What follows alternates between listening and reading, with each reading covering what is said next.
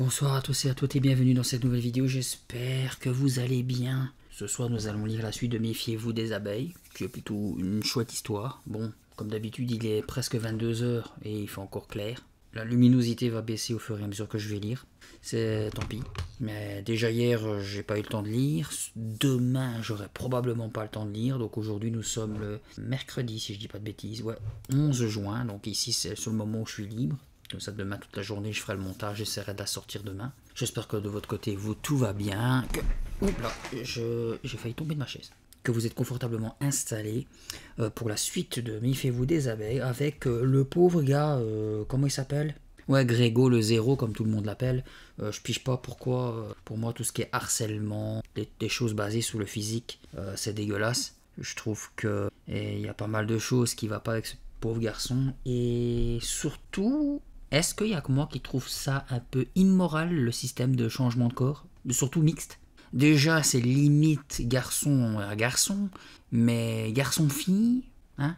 Bon, encore heureux que c'est des enfants, parce que je pense qu'adulte, ça n'irait pas. En plus, même pas le fait du sexe opposé, hein. Je parle même de foutre le brin dans la vie des autres, quoi. Je veux dire, tu peux dire ou faire tout ce que tu veux, tu seras même pas blâmé parce qu'une fois que tu retournes dans ton corps, bah, c'est l'autre qui va tout prendre et toi tu n'auras rien. Je veux dire, non, c'est pas top d'aller dans le corps des autres en fait. Alors, on s'était laissé sur le fait que, ouais, je mets les bougies alors que ça sert à rien parce que vu ma fenêtre qui est ouverte, enfin, j'ai pas de store donc je vois très bien. J'espère que d'ici le temps que je lise, ça va baisser. On s'était laissé sur le fait que Greg, hein, avec tous les problèmes qu'il a, veut changer de corps. Il a changé avec un certain David Wolf qui veut le corps de Greg. Il veut échanger avec Greg pour des cours de maths, un examen de mathématiques parce que Greg est doué.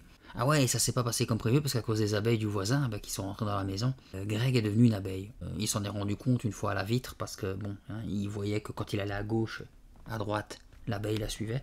Il s'est rendu compte que du coup, il n'était plus humain. Voilà, j'ai retrouvé la page. Comme il le dit, Madame Hudson avait fait une fausse manœuvre et il était coincé dans le corps d'une abeille. Comme d'habitude, hein, vous connaissez la petite histoire. Installez-vous confortablement. Je vous souhaite une bonne écoute. Je ne sais combien de temps je restais là, sur le rebord de cette fenêtre, à fixer mon reflet dans la vitre. J'attendais de me réveiller de ce cauchemar. J'attendais de me retrouver dans le corps musclé de David Wolf. Mais je ne ressemblais définitivement pas à David Wolf. J'avais deux yeux énormes de chaque côté de ma tête, et deux minuscules antennes dépassaient de ce que je ne pouvais même plus appeler un front. Ma bouche était tout simplement immonde, équipée d'une sorte de longue trompe que je pouvais à mon gré allonger ou raccourcir. J'avais trois pattes de chaque côté de mon corps velu et des ailes accrochées dans le dos. J'étais devenu l'un de ces insectes dégoûtants que je haïssais tellement. « Madame Hudson, au secours !» criai-je à nouveau. « Quelque chose n'a pas marché, aidez-moi !» Qu'est-ce que c'était que ce bruit? Oh non! Je réalisai soudain que Madame Hudson était partie, claquant la porte derrière elle. Je me souvenais de ce qu'elle m'avait expliqué, juste avant d'abaisser la manette fatale. Pendant quelques instants, j'allais devenir invisible. Était-elle donc si pressée pour ne pas attendre que mon apparence se reforme? Était-elle donc si sûre de la réussite de l'opération? Une fois de plus, je venais de me faire avoir. Et cette fois, de la façon la plus horrible qui soit. Mais Madame Hudson était mon seul espoir. Il fallait que je la rattrape. Il fallait que je lui explique ce qui m'était arrivé. « Attendez !» appelai-je de toutes mes forces. « Madame Hudson, attendez-moi !»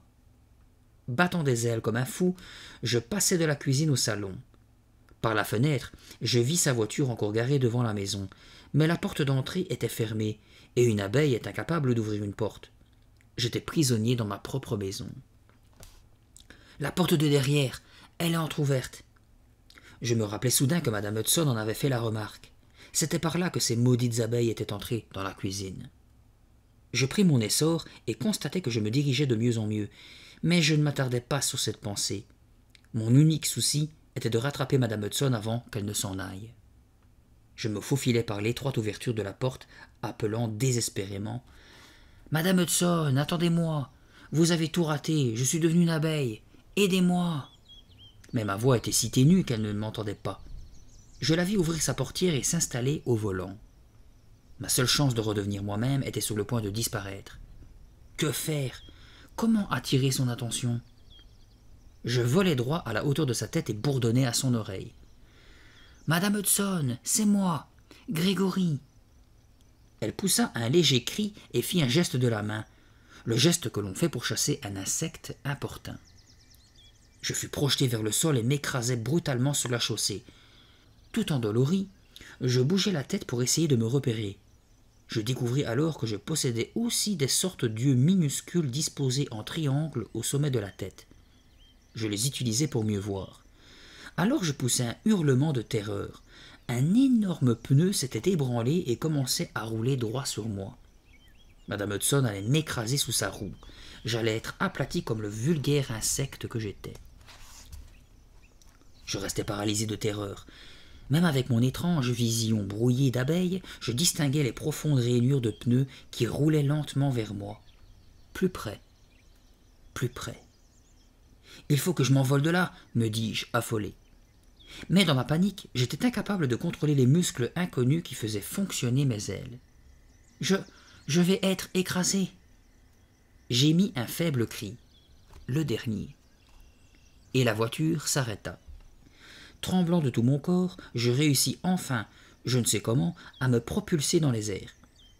Oui, je volais de nouveau. Je pouvais voir Madame Hudson assise à son volant. Elle avait arrêté sa voiture le temps d'attacher sa ceinture. « Eh bien, soupirai-je, les ceintures de sécurité peuvent réellement sauver des vies. » Je tentai encore une fois d'appeler Madame Hudson, mais en vain. Je regardais, impuissant, la voiture s'éloigner jusqu'à ce qu'elle ne soit plus qu'une vague tache de couleur. Alors, épuisé, gonflé d'angoisse, je m'envolai en bourdonnant vers un buisson de lilas et me posai sur une feuille. C'était moins une, me dis-je, tâchant de reprendre mon souffle. Une grosse chenille verte qui rampait sur une tige voisine s'approcha et se mit à mâcher à grand bruit le bord de la feuille où je m'étais posé. Je n'avais encore jamais vraiment observé une chenille jusqu'à présent. Vue de près, c'était vraiment une bête horrible, une espèce de dragon. « Va-t'en de là !» menaçai-je de ma minuscule voix. Elle ne tourna même pas la tête. Les chenilles sont peut-être sourdes. J'entendis alors des pas dans l'allée et oubliai aussitôt ce répugnant animal. J'utilisai mes yeux de côté pour mieux voir. C'était maman. « Maman! Oh maman! Je suis là !» lançai-je de toutes mes forces. Elle ne m'entendit pas. Je la vis monter les marches du perron et disparaître à l'intérieur de la maison. Je me sentis envahi par une vague de détresse. Ma propre mère ne pouvait même pas me reconnaître. Je m'envolai de la feuille et me mis à bourdonner désespérément devant les fenêtres de la façade. Je contrôlais maintenant parfaitement le mouvement de mes ailes, mais ce que j'aperçus à travers la vitre me causa un tel choc que je tombai brusquement dans l'herbe. Ma mère était dans le salon et elle me parlait. Du moins, c'était ce qu'elle croyait. Mais moi, je savais bien que ce n'était pas moi. Moi, j'étais là, dehors. Et celui qui était dans la maison, avec ma mère, ne pouvait être que David Wolfe. Il avait donc réussi à s'installer dans mon corps, lui? Je me posai sur le rebord de la fenêtre pour mieux voir. Ma mère parlait. Le garçon approuvait de la tête et riait. Il dit quelque chose, et en l'observant attentivement, je réussis à déchiffrer les mots sur ses lèvres. « Tu as racheté de la confiture de fraises? Chic alors !» Ma mère lui sourit et lui passa la main dans les cheveux. Je vis qu'il l'appelait maman. De quel droit appelait-il ma mère maman? Non mais, pour qui se prenait-il ce type? Et ma mère, était-elle donc incapable de deviner qu'un parfait étranger occupait le corps de son fils?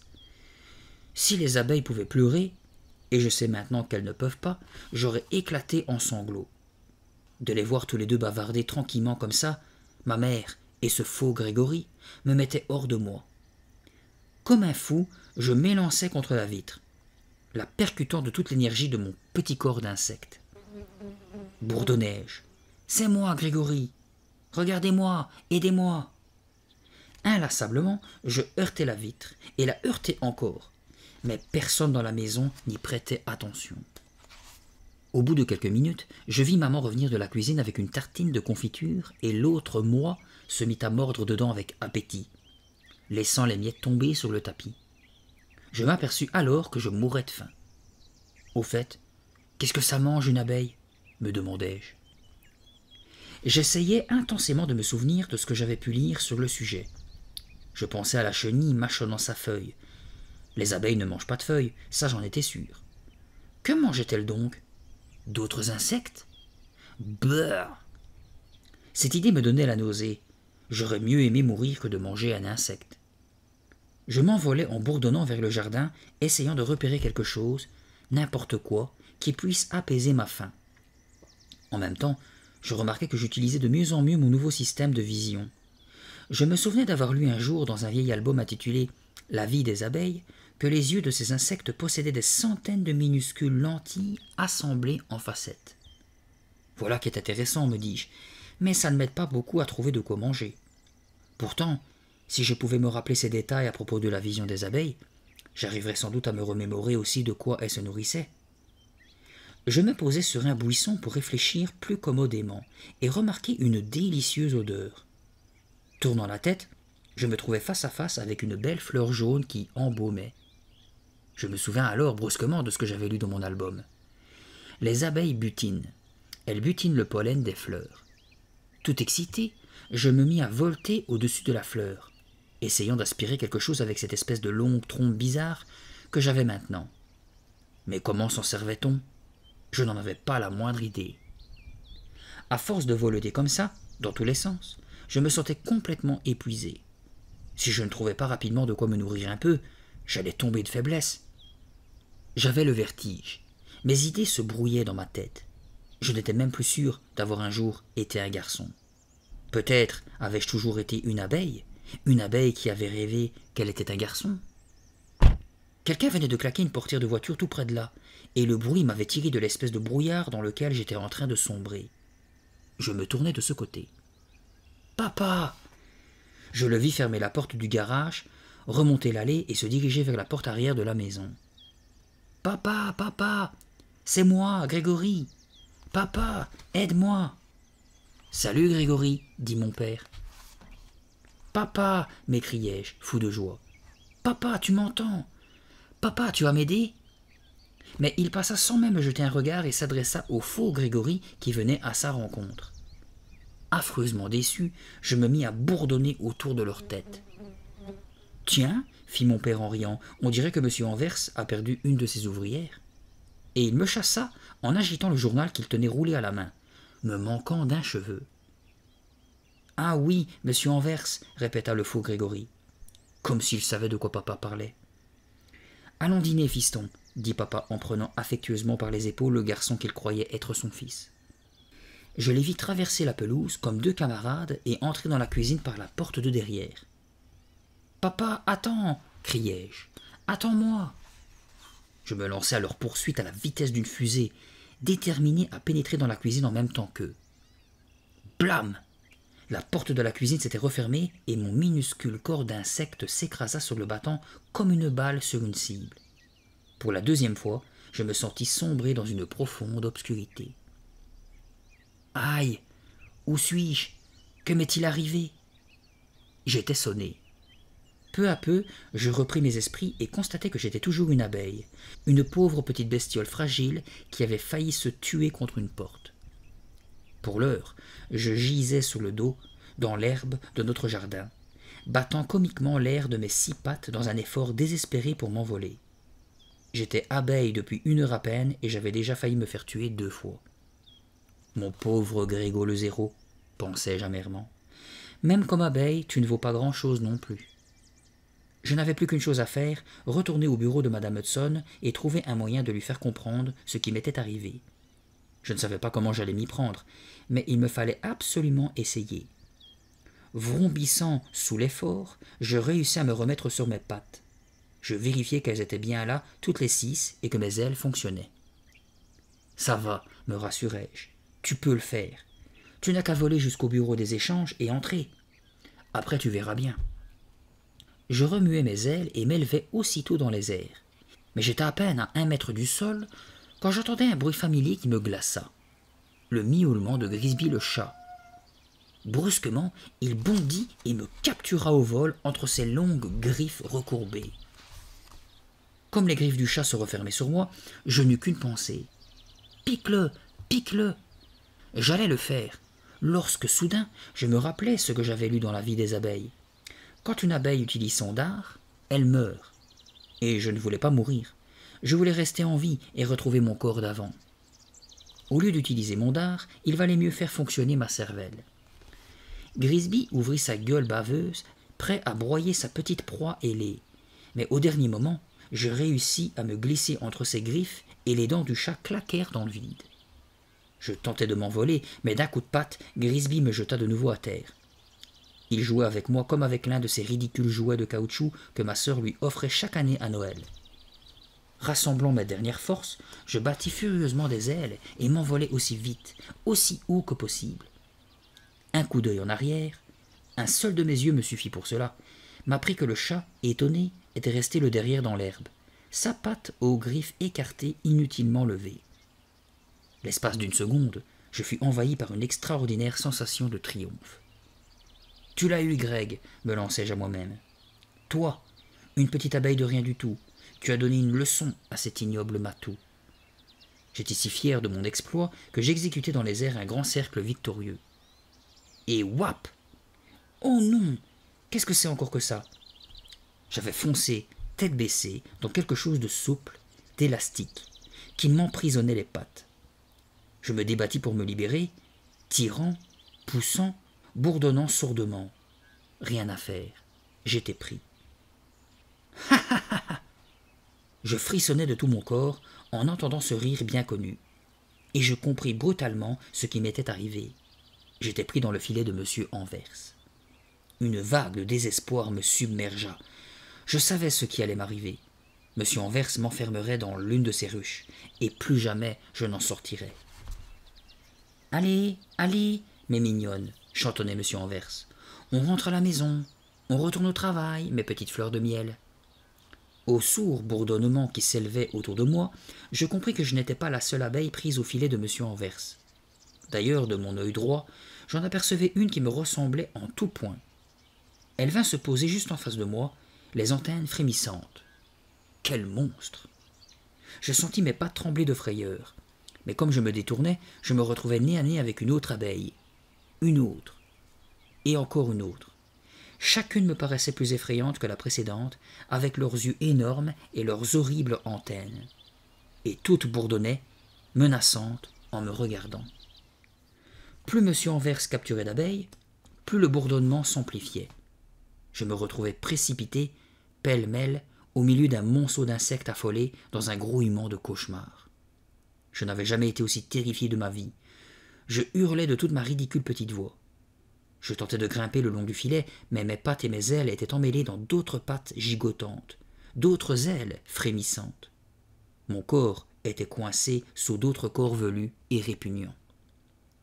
Malgré ma terreur, une seule pensée occupait mon esprit. Il fallait que je m'échappe coûte que coûte. Il fallait que je me rende au bureau des échanges. Il fallait que je parle à madame Hudson. Elle seule pouvait m'aider.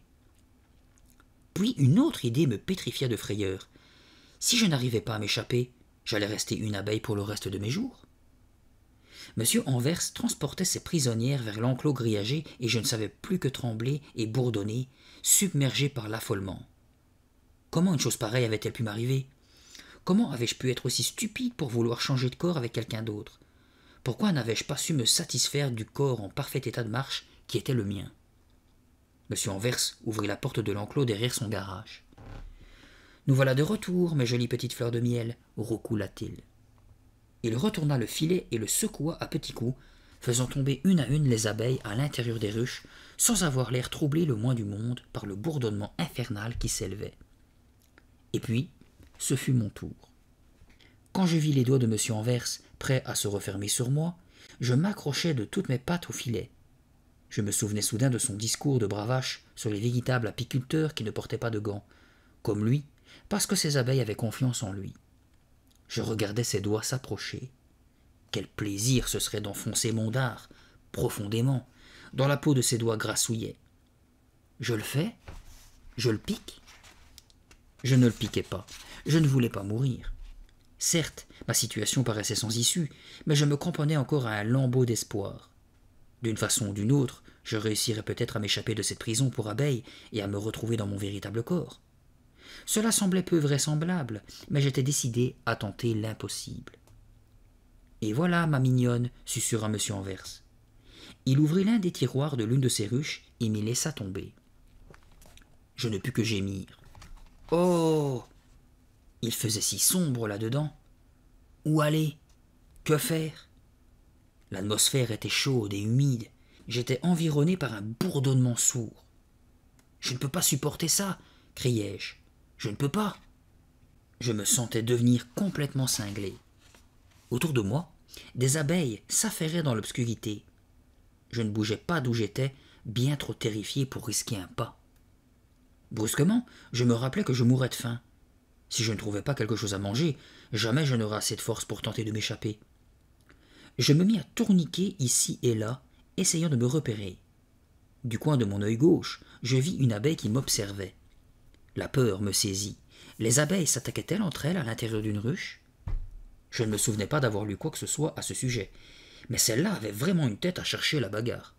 « Laisse-moi, suppliai-je de ma toute petite voix. « S'il te plaît, lâche-moi les baskets. » L'autre abeille continuait de me fixer.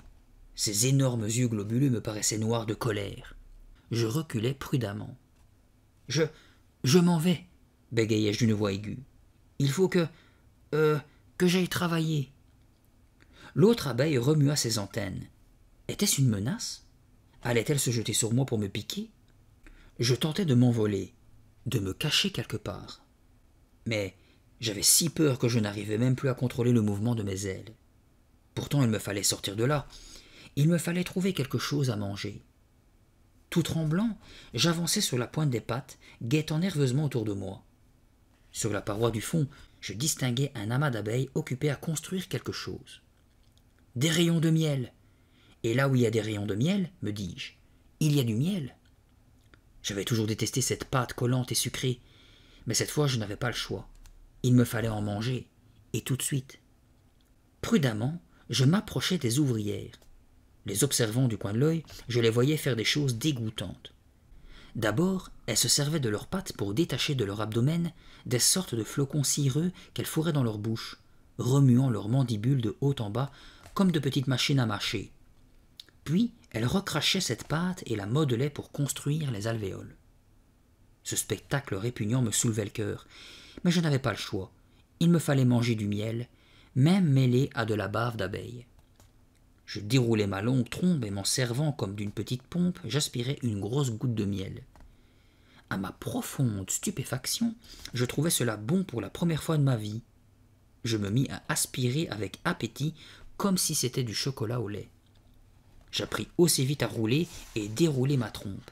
C'était vraiment l'outil idéal pour ce genre de nourriture. Si je ne retrouve jamais le monde extérieur, me dis-je, je saurais maintenant me débrouiller avec le pollen des fleurs. Qui sait, je pourrais même devenir la meilleure ouvrière de cette ruche. Je faillis m'étrangler avec le miel. Qu'est-ce qu'il m'arrivait? Je commençai à me comporter comme une véritable abeille. Il fallait vraiment que je sorte de là avant qu'il ne soit trop tard. Je décidai de me mettre immédiatement à la recherche d'une issue quelconque, quand je me sentis brusquement épuisé, complètement vidé. Étaient-ce les effets du miel? Ou bien toutes ces émotions? Autour de moi, les abeilles bourdonnaient sourdement. Avec un profond soupir, je me laissai aller contre un amas de corps soyeux.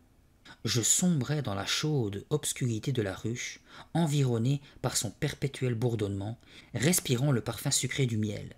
Je sombrais aux côtés de mes sœurs ailées. Je suis l'une d'entre elles maintenant, pensai-je vaguement. Je ne suis plus un garçon, je suis une abeille qui s'endort dans sa bonne vieille ruche, qui s'endort. Je m'éveillai en sursaut et fis le geste de chasser un insecte de mon visage. Il me fallut plusieurs secondes pour reprendre pied dans la réalité. Je n'étais pas allongé dans mon jardin, sous l'érable, guettant les abeilles du voisin. J'étais moi-même une abeille enfermée dans une ruche. Je me redressai, fis quelques pas, et me trouvai aussitôt face à une autre abeille. Je n'aurais pas su dire si c'était celle que j'avais vue plus tôt, mais elle paraissait tout aussi furieuse, et elle se dirigeait droit sur moi. Je m'envolai sans attendre, aussi vite que possible, mais je n'avais aucune idée de l'endroit où j'allais. La ruche me semblait faite d'une série de longues galeries sombres. Tout autour de moi, des groupes d'ouvrières construisaient des alvéoles dans un bourdonnement incessant. Je me mis à chercher une issue, parcourant en tous sens les rayons de miel odorants et poisseux. De temps à autre, je déroulais ma trompe et aspirais une goutte de miel. Cette saveur sucrée m'écœurait maintenant, mais j'avais besoin de soutenir mes forces si je voulais m'échapper. Tout en cherchant une porte de sortie, je remarquai qu'une tâche différente semblait assignée à chaque abeille, les unes bâtissant les alvéoles des rayons, d'autres servant de nurse au bébé. Et toutes ces petites bêtes ne cessaient jamais de travailler, méritant bien leur qualificatif de diligente abeille. Mais moi, errant au hasard dans l'obscurité, je commençais à perdre espoir. Il n'y a pas d'issue, me disais-je. Pas d'issue. Profondément malheureux, je me laissai tomber sur le sol de la ruche. À cet instant, 3 grosses abeilles s'avancèrent droit sur moi, bourdonnant agressivement, me heurtant de leur corps humide et soyeux. Visiblement, elles m'en voulaient. Peut-être me reprochaient-elles de ne pas faire mon travail. Comment leur faire comprendre que je n'avais pas la moindre idée de la tâche que j'étais censé accomplir? J'essayais de leur échapper en me glissant de côté, mais chaque fois, l'une d'elles me bloquait le passage. Ces 3 grosses abeilles me rappelaient Ted, Jack et Freddy. Je reculai vivement en voyant l'une d'elles pointer son dard vers moi. Elle voulait me tuer, ma parole, et je ne savais même pas pourquoi. Poussant un cri de frayeur, je fis demi-tour aussi vite que mes 6 pattes me le permettaient et me jetai dans un étroit couloir. Paf! Je venais de heurter violemment une autre abeille qui venait en sens inverse. Heureusement, elle se hâtait vers une tâche quelconque et sembla à peine me remarquer. Je poussai un soupir de soulagement, et, soudain, il me vint une idée. Où cette abeille s'en allait-elle donc si vite? Peut-être se dirigeait-elle vers une partie de la ruche que je n'avais pas encore explorée. Je décidai aussitôt de la suivre. Il fallait que je comprenne la disposition de cette ruche. Qui sait, peut-être cela m'aiderait-il à m'évader. Je m'élançai donc derrière cette abeille si pressée. Je pensais la rattraper rapidement, mais elle avait déjà disparu. Je la cherchai un long moment à travers les différents rayons, puis j'abandonnai. « Rien à faire, Grégo le zéro, me réprimandai-je. Tu es plus nul que jamais. » Luttant de toutes mes forces contre le découragement, je déroulai ma trompe et aspirai une bonne gorgée de miel pour me redonner des forces. Puis je repris mes recherches désespérées. Tout à coup, je m'arrêtai dans un passage qui me parut familier. J'étais quasiment sûr que j'étais tombé là quand les gros doigts de M. Anvers m'avaient introduit dans la ruche. Mais brusquement, un bataillon d'abeilles en colère se précipita vers moi. « Hé, doucement !» protestai-je en reculant. Elles répliquèrent en émettant un étrange bourdonnement aigu. Qu'allaient-elles faire? Me menacer de leur dard? Passer à l'attaque? J'étais encerclé, je ne pouvais pas leur échapper, et j'étais bien incapable de me battre, seul contre toute cette troupe. Cette fois, me dis-je, je suis perdu. Tremblant de tout mon corps, je me repliai sur moi-même, résigné, vaincu. J'attendis l'assaut. J'attendis encore. Mais les abeilles s'écartèrent sans me prêter davantage attention. Je remarquai alors une autre abeille qui se tenait seule, maintenant, au milieu du cercle. Elle exécutait une sorte de danse bizarre qui tenait du rap et du rock'n'roll. Les autres l'observaient avec une extrême attention, comme si elles n'avaient jamais rien vu d'aussi intéressant au monde. Je comprenais qu'elles ne m'avaient nullement menacé, elles me signifiaient simplement de m'écarter afin de laisser la place à leurs collègues danseuses. Mais j'avais plus urgent à faire qu'admirer le spectacle. J'étais là, à perdre du temps au lieu de chercher un moyen d'évasion. Je tentais de m'éloigner, mais les abeilles s'étaient rassemblées en une masse si compacte que je ne pouvais plus passer. L'abeille danseuse s'agitait de plus en plus frénétiquement, et les autres ne la quittaient pas des yeux. Qu'est-ce que cela signifiait? Je me souvins alors un passage de mon vieux livre. Les abeilles envoyaient des éclaireuses pour repérer le pollen. Quand les éclaireuses revenaient, elles exécutaient une sorte de danse codée qui indiquait la route à suivre. Je ressentis une telle excitation que je me mis presque à danser moi aussi. Mais je n'en eus pas le temps, car l'essaim entier s'éleva soudain comme un sombre nuage bourdonnant. Déployant mes ailes, je m'élançai derrière lui. Bientôt les abeilles se disposèrent en une longue file sagement ordonnée, et, l'une après l'autre, s'échappèrent par une minuscule ouverture au sommet de la ruche. Je m'alignai comme les autres. Enfin, je voyais approcher le moment de mon évasion. Est-ce que ça allait marcher? Suivant l'abeille qui me précédait, je me glissai à mon tour par l'ouverture et me retrouvai enfin à l'air libre. Un instant, je suivis du regard les autres abeilles, déjà toutes à leur recherche du pollen. Je savais que je ressemblais trait pour trait à chacune d'entre elles. La seule différence, c'était qu'elles retourneraient volontairement à la ruche de M. Anvers. Mais moi, je ferais tout mon possible pour ne plus jamais, jamais m'y laisser enfermer. « Je suis dehors !» m'écriai-je, laissant éclater ma joie. « Je suis libre !» Ébloui par l'éclatante lumière du monde extérieur, je voltai un moment à l'intérieur de l'enclos. Puis je me dirigeai vers le trou que j'avais repéré dans le grillage, du temps où j'occupais encore mon véritable corps. Je me souvenais qu'il se trouvait du côté de notre jardin. J'y volai tout droit et m'arrêtai brusquement. « Oh non, ce n'est pas possible !» Le trou avait été rebouché. Monsieur Anvers y avait déjà remédié. Tremblant de colère et de déception, je dus faire un effort énorme pour me calmer. Jetant un coup d'œil autour de moi, je remarquai alors qu'il ne restait plus une seule abeille dans l'enclos. Elles étaient toutes parties à la recherche de leur précieux pollen. « Mon pauvre Grégo, murmurai-je en me posant sur le grillage pour reprendre des forces. Tu es vraiment le dernier des héros. Où veux-tu qu'elles aillent chercher leur pollen, triple idiot? Sûrement pas à l'intérieur de l'enclos. Il y a sûrement une autre ouverture quelque part. Et si tu avais sagement suivi tes charmantes copines au lieu de faire le malin, tu serais déjà dehors alors qu'il est. » Je n'avais plus qu'à explorer le grillage maille par maille pour trouver la sortie. À cet instant, la porte du garage qui donnait directement dans l'enclos s'ouvrit et j'entendis la voix ronronnante de M. Anvers. « Eh bien, ma petite fleur de miel, qu'est-ce qu'on fait là, toute seule, sans bouger, au lieu de travailler? On est malade, mais je ne veux pas d'abeilles malades dans ma ruche, moi. » Pris dans la grande ombre de M. Anvers, je me recroquevillai comme si cela pouvait m'aider à disparaître. Mais de gros doigts boudinés s'approchaient déjà de moi. Je hurlai de terreur. « Que va-t-il faire de moi ?» me demandai-je, affolé. « Que peut bien-il faire de ces abeilles malades ?» Que faisait M. Anvers de ces abeilles malades? Peut-être les jetait-il dans sa poubelle, à moins qu'il ne les donne en pâture à ses perruches. Malgré mon épuisement, je me doutais qu'il valait mieux ne pas attendre de le savoir. Il fallait que je m'échappe. Un point, c'est tout. À l'instant où les gros doigts de M. Anvers s'apprêtaient à se refermer sur moi, je décollai brusquement sous son nez. Surpris, il recula et je m'envolai vivement hors de sa portée. Je vis alors quelques abeilles revenir de l'extérieur. Elles passaient par une minuscule ouverture dans un coin du grillage. Sans perdre une seconde, je m'élançai aussitôt vers la liberté. Mais au moment où je m'introduisais dans le trou, je percutai une autre abeille qui entrait en sens inverse. Elle me repoussa méchamment en bourdonnant de colère. Effrayé, je reculai précipitamment et m'accrochai au grillage. Je fus obligé de laisser passer une longue file d'abeilles de retour vers la ruche. Cela n'en finissait plus. Quand je fus assuré que la dernière d'entre elles était entrée, je me glissai à mon tour par l'ouverture et m'élançai vers l'extérieur. Libre! J'étais libre! Le ciel entier m'appartenait.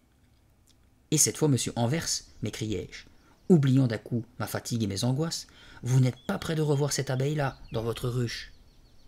Je me posai sur une feuille et laissai le soleil du matin réchauffer mon dos et mes ailes. Une belle journée commençait, une belle journée qui me verrait retrouver mon vrai corps à moi. Je m'élevai brusquement dans les airs comme une fusée et entrepris un petit voyage de reconnaissance. J'entendis alors le grincement familier de la porte arrière de ma maison. « Au revoir, chérie !» lança mon père en sortant. « Dis aux enfants que je rentrerai tôt ce soir. » Haletant, je m'élançai et pénétrai dans la cuisine juste avant que la porte se referme. Je me posai sur le buffet, tout frétillant de bonheur, embrassant du regard le décor familier. Que c'était bon d'être de retour à la maison, loin de l'obscurité poisseuse de la ruche. Ma maison était si jolie, et je ne m'en étais jamais rendu compte. Un bruit de pas, quelqu'un venait. Je m'envolai au sommet de l'embrasure de la fenêtre pour mieux voir. Ma sœur, peut-être arriverai-je à me faire entendre d'elle? « Véro, Véro !» criai-je. « Là-haut, sur le rebord de la fenêtre, c'est moi, Greg !» Elle leva la tête, regardant dans ma direction. « Oui, Véro !» m'exclamai-je, fou d'excitation. « Oui, c'est moi, c'est bien moi !»« Allons bon !» grommela ma sœur. « Une de ces satanées bestioles de M. Anvers a encore réussi à se faufiler ici. » Ce n'était pas tout à fait la réaction que j'attendais, mais au moins ma sœur m'avait remarqué. Si je réussissais à me poser sur son épaule et à lui parler à l'oreille, peut-être me comprendrait-elle. Tout frémissant d'espoir, je pris de nouveau mon vol et vins tourner au-dessus de sa tête. « Véro !» bourdonnai-je. « Il faut que tu m'écoutes. »« Aïe !» Elle poussa un cri si aigu que toutes les vitres en tremblèrent. « Va-t'en de là, sale bête !» Elle agitait les mains dans tous les sens pour me chasser. « Ouille !» soufflai-je, alors qu'elle me frappait violemment. Je m'abattis, à demi assommé sur le bord de l'évier. Je n'eus que le temps de la voir saisir une tapette à mouche dans le placard à balai. « Non, Véro !» hurlai-je. « Non, pas ça. Tu ne peux pas faire ça à ton propre frère. » Véro était redoutable, armée d'une tapette. Je le savais. C'était la championne de la famille. Elle ratait rarement son coup. Affolé, je voltais maladroitement d'un côté et de l'autre, tandis que, dans une sorte de brouillard, je voyais la forme menaçante de la tapette s'élever et s'abattre. S'abattre, s'abattre, s'abattre encore. « Arrête, Véro !» criai-je de toutes mes forces. « Arrête, tu vas m'écraser !» J'étais fou de colère. Ma sœur n'était donc rien d'autre que cette créature sanguinaire? Ne pouvait-elle simplement ouvrir la fenêtre et me laisser m'envoler? Bourdonnement faiblement, je me mis à zigzaguer à travers la cuisine, me cognant aux murs et aux étagères. Puis, je m'élançai hors de la cuisine et survolai rageusement les escaliers, me dirigeant droit vers ma chambre. Puisque ma sœur ne voulait rien faire pour moi, j'allais obliger quelqu'un d'autre à m'aider. L'autre Grégory. Il y avait entre le bas de la porte et le plancher un espace suffisant pour qu'une petite abeille puisse s'y glisser. Je le savais. De mon lit, le soir, quand j'avais éteint la lumière, j'aimais y apercevoir la rassurante lumière du couloir. J'entrai. Le soleil traversait les volets, mais David Grégory dormait profondément. De le voir comme ça, si détendu, si visiblement chez lui, dans mon lit, me rendit encore plus furieux. « Réveille-toi, limace !» bourdonnai-je à son oreille. Il ne bougea pas. Il dormait la bouche ouverte, ce qui lui donnait un air passablement idiot. Ma bouche à moi ne bâillait sûrement pas comme ça quand je dormais. Je décidai de passer à l'attaque. J'atterris sur son front et lui marchai sur la figure avec application. Mes petites pattes d'insecte qui le chatouillaient finiraient bien par le réveiller. Il dormait toujours. J'escaladai l'une de ses narines sans que ça le fasse le moins du monde réagir. Non mais quelle épave! Qu'est-ce qu'il a bien pu fabriquer avec mon corps pour avoir le sommeil aussi profond? Furieux, je remontai le long de son nez, longeai la lisière des cheveux et vins bourdonner de toutes mes forces dans le creux de son oreille. Aussi incroyable que cela paraisse, il ne fit pas un mouvement. C'était bien ma chance. David Wolf était aussi le champion des dormeurs. Découragé, j'abandonnai. Je me mis à volter à travers ma vieille chambre, redécouvrant mon lit, mon armoire, mon ordinateur. Mon ordinateur! Une idée fulgurante venait de me traverser l'esprit. Si je réussissais à inscrire un message sur l'écran, je pourrais faire savoir à mes parents ce qui m'était arrivé. Je m'approchais, tout bourdonnant d'excitation. Ouf! Il était branché. Quelle chance! Mais aurais-je assez de force pour appuyer sur les touches? L'écran bleuté semblait me souhaiter la bienvenue. Tout frémissant d'espoir, je me posai sur le clavier et me mis à sauter sur les lettres. Oui, j'étais assez lourd. Les touches fonctionnaient. Je fis une pause, le temps de reprendre mon calme. Qu'allais-je taper? Quel message inscrire sur l'écran? Tandis que je réfléchissais, j'entendis David Grégory remuer derrière moi dans le lit. Il émit un grognement. Il allait se réveiller. « Vite, me dis-je, tape quelque chose, n'importe quoi. Comme ça, il verra le message dès qu'il se lèvera. » Je me mis à sauter d'une lettre à l'autre, épelant mon appel au secours. C'était épuisant, et mes yeux d'abeille n'étaient pas vraiment appropriés pour ce travail. Au bout de quelques instants, je n'en pouvais plus. Mais quand David Grégory s'assit dans son lit en s'étirant, j'avais réussi à taper mon message. Voltant devant l'écran, je tentais de déchiffrer ce que j'avais écrit. « Je ne suis pas une abeille, je suis Greg, au sec pur. » Malgré ma vision brouillée, je m'aperçus que j'avais tapé un P à la place du O.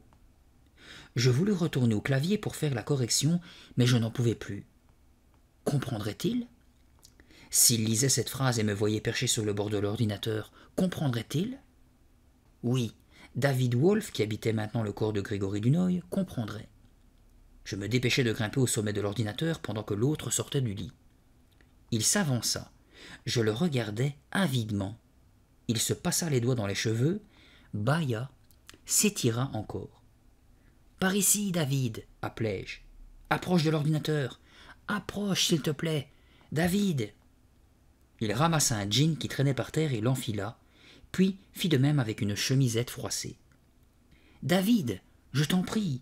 suppliai-je en sautillant d'impatience. « Lis ce qu'il y a sur l'écran, je t'en prie !» Allait-il enfin se décider à lire? Oui, se frottant les yeux, il s'approcha d'un pas traînant. Oui, oui, je crus exploser de joie quand je le vis se pencher sur l'écran. Vas-y, David, lis, lis. Il s'approcha un peu plus et eut un drôle de petit rire. Est-ce que j'ai tapé quelque chose hier soir? Murmura-t-il, songeur. Ma parole, je devais être à côté de mes pompes. Et se penchant, il éteignit l'ordinateur, puis il sortit de la chambre. Comme assommé, je me laissai tomber sur le bureau, à côté du clavier. Tout ce travail pour rien, à se demander si ce faux Grégory savait lire. Il faut que je lui parle, décidai-je. Il me fallait trouver coûte que coûte un moyen de communiquer avec lui. Je pris aussitôt mon envol et le suivis jusqu'à la cuisine, puis je sortis en même temps que lui par la porte du jardin. Pendant qu'il traversait la pelouse à grande enjambée, je ne cessais de bourdonner autour de sa tête, mais il ne me prêta pas la moindre attention. Il ouvrit la porte du garage et je le vis entrer pour prendre ma vieille planche à roulettes. Je n'avais pas utilisé cette planche depuis 2 ans. C'était un cadeau de mon oncle pour mon 10e anniversaire, et j'avais failli me casser une jambe dès ma première tentative. Après quoi, j'avais refusé catégoriquement de remonter dessus. « Laisse ce truc !» tentai-je de crier aux oreilles de David Grégory. « C'est dangereux, tu vas me casser quelque chose, et je tiens à retrouver mon corps intact. » Évidemment, David Grégory ne tint aucun compte de mes avertissements. Il emporta la planche devant la maison et la posa sur le trottoir.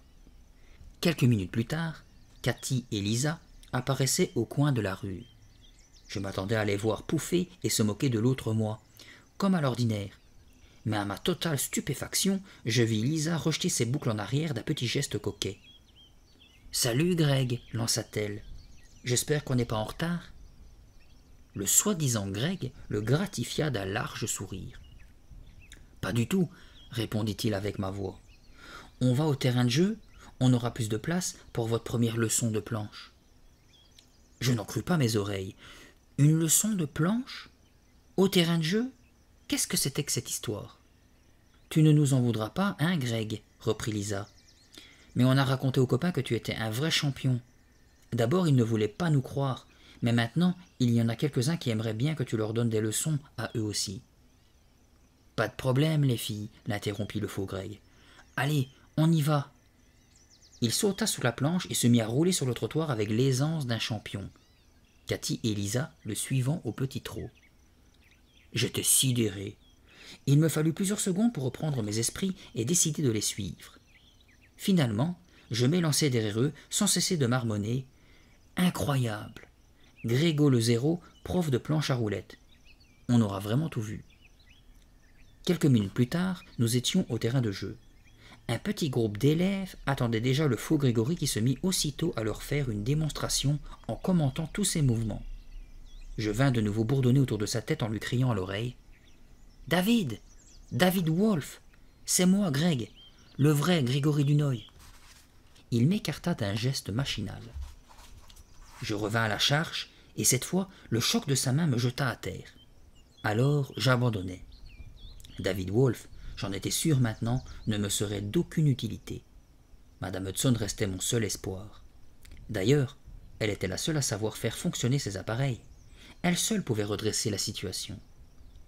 Je volais vers un arbre pour m'orienter. Quand on est un insecte, on ne voit pas les choses de la même façon. Ce qui paraît tout petit à un être humain est immense aux yeux d'une abeille. Aussi, je voulais être bien sûr de mes repères et ne pas risquer de m'envoler dans une mauvaise direction. Perché au bord d'une large feuille, j'observais attentivement les environs, jusqu'à ce que j'aie déterminé de quel côté me diriger. Au moment où j'allais reprendre mon vol, une grande ombre me recouvrit soudainement. Je crus d'abord que c'était un oiseau, puis constatai que c'était une simple libellule. Bon, me dis-je, pas de panique, les petites bêtes ne se mangent pas entre elles. Mais ça, personne, apparemment, ne l'avait expliqué à la libellule. Avant que j'aie pu faire le moindre mouvement, elle avait fondu sur moi et m'avait planté ses dents au milieu du corps.